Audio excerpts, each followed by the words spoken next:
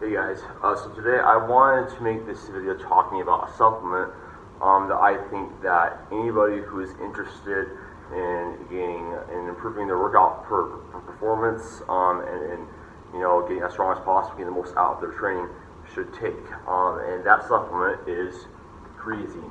So creatine is the most thoroughly studied ergogenic aid. Ergogenic basically means helps aid performance in some way that we have right now studied on the market.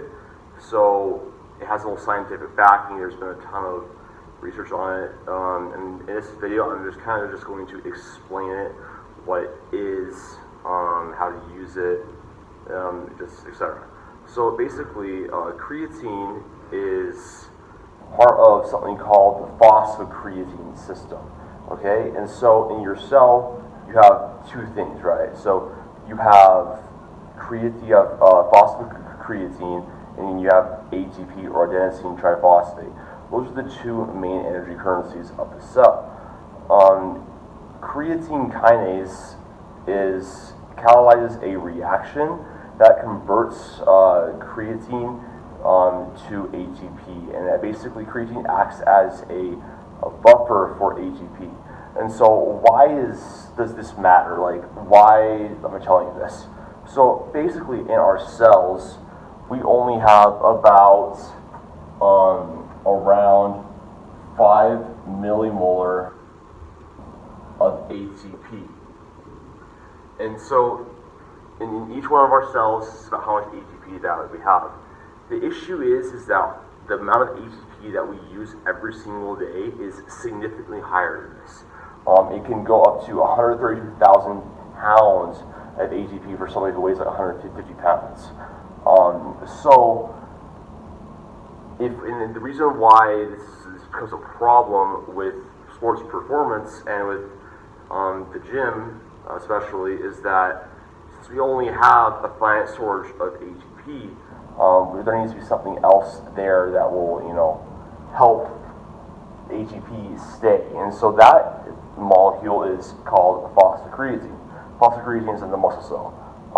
And so basically, we have about 20 millimolar of creatine, of phosphocreatine.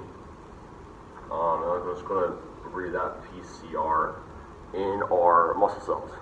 So basically, what phosphocreatine is doing in your cell is it is acting as a buffer for ATP. So what this means is that while you are doing high intensity activity predominantly, which is going to stress this main energy pathway, you are going to be using a phosphocreatine first before ATP. And so this acts as a buffer, again, for ATP. And so, how does this tie into creatine supplementation? I basically go over the basic physiology of what creatine is, what we have in our cells, what's naturally occurring. So when we supplement creatine, we basically increase this storage. Okay, so we increase the buffer, which basically allows for more ATP synthesis to occur, for delayed fatigue, increased work output, etc. So by supplementing actual creatine in like a powdered form, we are increasing the amount of energy that we have available for our disposal. To put that in perspective, this is about enough only for like a 5 to 6 second sprint with like maximum capacity. If you supplement creatine, you'll be able to do a much longer periods of activity for much higher intensities, and that it basically can indirectly affect our training and help us. Well, it will directly affect our training, and that's therefore it can carry over into improved body composition, improved strength outcomes, etc. Which form of creatine is best? So we have a few forms, right? We have creatine HCl, which is basically hydrochloride. We have monohydrate. There are a few other forms too, like crealkaline and whatnot. I'm not going to talk about those as much, just so that I'm mainly going to talk about these because these are the two ones I get questions about the most.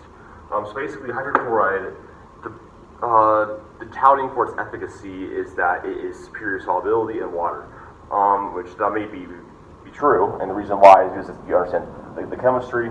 We have a hydrogen ion right here, we have this chloride ion, we have the electrons around it. This basically, since chloride is more electronegative than the hydrogen ion is, it pulls the dipole towards the chloride ion.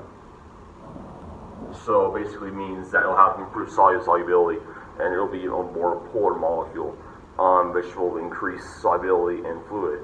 The issue is that once you dissociate the chloride molecule from this from the hydrogen, you are left with literally what creatine monohydrate is. Mono means one, hydrate is just one. Okay, so when you're actually in the cell, all you're doing is you're having the actual creatine monohydrate being reduced down to this form. And it'll work within the same pathways by increasing the phosphocreatine storage in your muscle.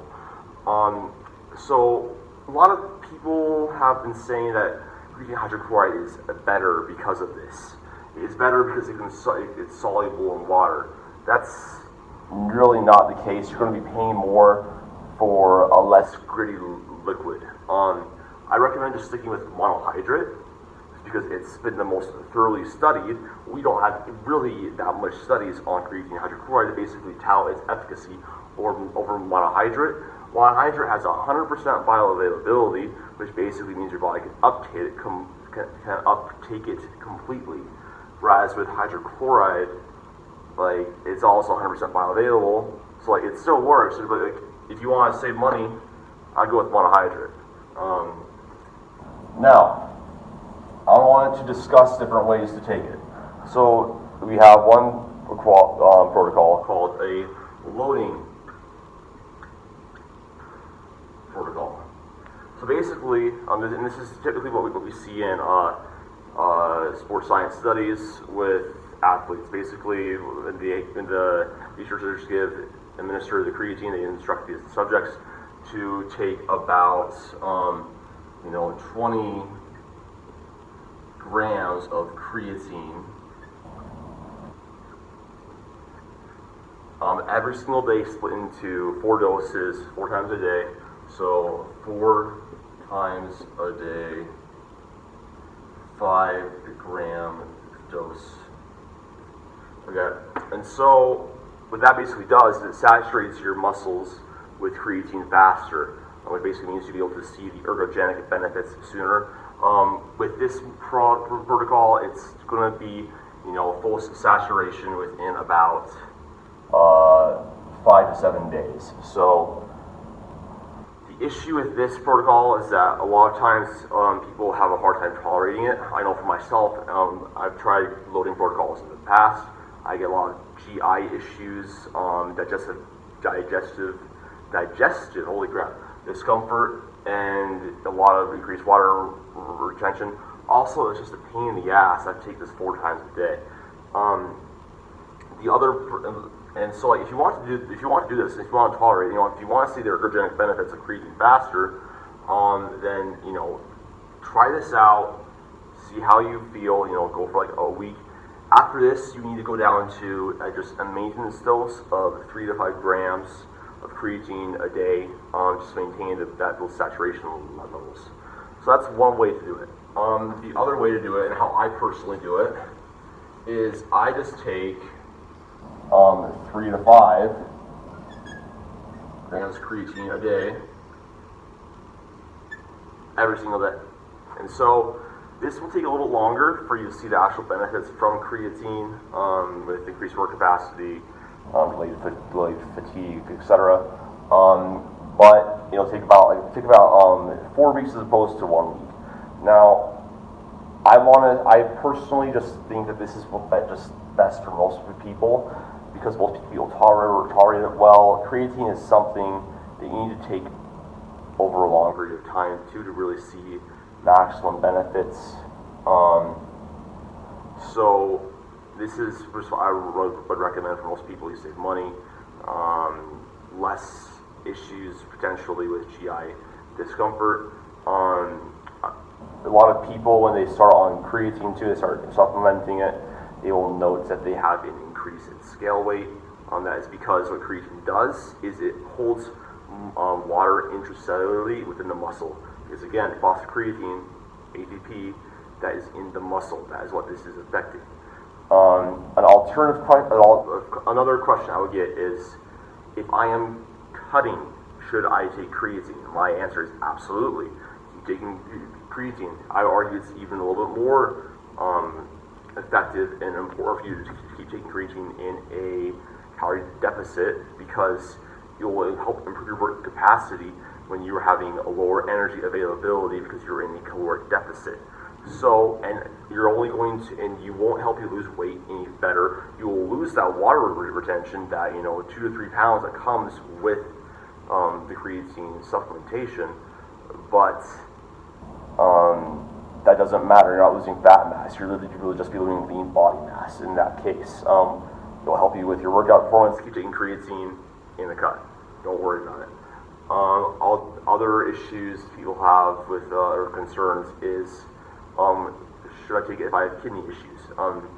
If you have kidney issues by a doctor, I would recommend probably not taking it. If you're unsure, consult your physician on whether or not it is safe for you. For most people who have healthy kidneys, make sure that you're drinking enough water with creatine to make sure that you are, peeing regularly. Drink to thirst until your urine is clear. You're peeing regularly, like once an hour. That's a good way to go about it. If you notice that should solve any of your issues. But yeah, the main benefits of creatine are just going to be, you're going to improve your work capacity, you can work for longer, you can have potentially more power output in your training, and it's just overall like a really good supplement to take for most people. So that's really all I have for this video. I hope that this was beneficial and you guys learned something. Take creatine, it's sick, gains. Right, like, share, subscribe, and I'll catch you guys in the next one.